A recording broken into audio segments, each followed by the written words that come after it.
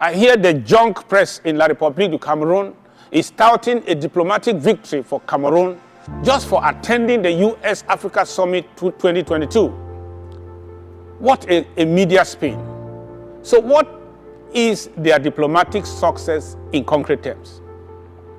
The AGOA sanctions are still in force. The Trump-era military aid cancellation is still in effect. The so-called reconstruction of Ambazonia during this wartime by the colonial regime has not been endorsed by the U.S. The U.S. Senate and House of Representatives Resolution 684 on our case is still relevant. There are no other viable, peaceful options to resolving this conflict except through a mediated dialogue by both sides without precondition. Instead, my fellow compatriots, I'm confident that our chances of genuine mediated dialogue are higher this year, 2023, than ever before. Dear compatriots, our die-hard supporters, the IG succeeded to steady this revolutionary ship in 2022 despite the many hurdles along the way. I assure you that anytime we forestall the diabolic plans of the enemy, La République du Cameroon, and make our territory hot for their genocidal talks and colonial officers to settle, we are succeeding in gaining mileage towards our liberation destination.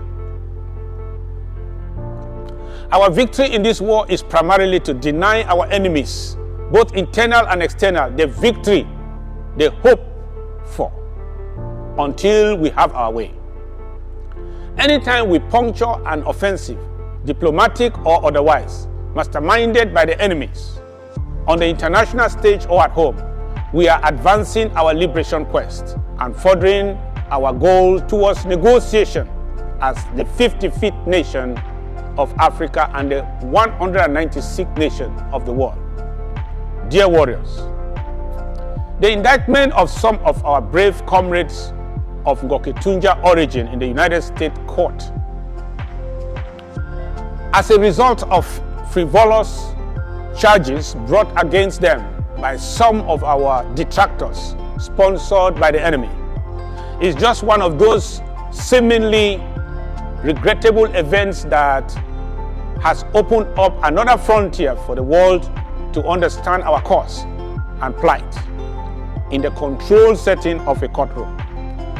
We will maximize this opportunity to expose the atrocities or atrocious crimes of La République du Cameroon genocidal regime to the world and touch the consciences of the civilized world and the people of goodwill to rather turn their indignation towards the bloodthirsty monsters in La République du Cameroon who are slaughtering our people daily with impunity. The case brought against our comrades is a case against Ambazonia because at the center of this case is the question of who has the legitimate authority in Ambazonia. Is it Ambazonian constituted authority or La République du Cameroon colonial authority? And who is the lawgiver in Ambazonia? Is it the people of Ambazonia or the alien people of French Cameroon?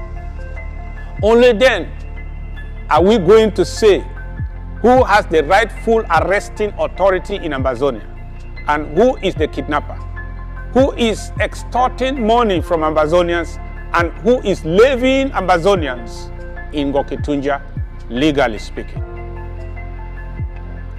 We stand with the families of these great compatriots during these trying times and are doing everything in our power to make sure they have the best legal representation. I am confident that the two of them still in custody will be released pending trial because the charges brought against them are bailable.